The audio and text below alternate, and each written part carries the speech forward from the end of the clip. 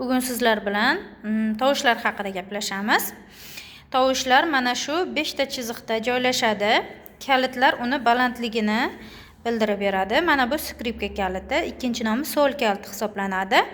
Endi mana bu birinchi tovushimiz tovush qatorimizdagi do hisoblanadi. U qo'shimcha chiziqda joylashgan. Re birinchi chiziqning tagida, mi birinchi chiziqda, fa 1 bilan 2 ni o'rtasida, sol ikkinchi chiziqda, la 2 bilan 3 ni o'rtasida, si uchinchi chiziqda joylashgan. Endi buni fortepianoda qanday topiladi degan savol tug'ilmasligi uchun mana shu fortepianoni klavishlarini chizib chiqdim. Qaraymiz. Mana shu do tovushi fortepianoda qanday topiladi? Mana bu qora klavishlar orqali ajratiladi. 2 ta qora, 3 ta qora, 2 ta qora, 3 ta qora. Mana shuni ajratib olamiz. 2 ta qorani birinchi tovushi mana do hisoblanadi. U yana qayerda bor? Mana. Ana endi mana bu yerdan birorta tovush olamiz. Misol uchun sol.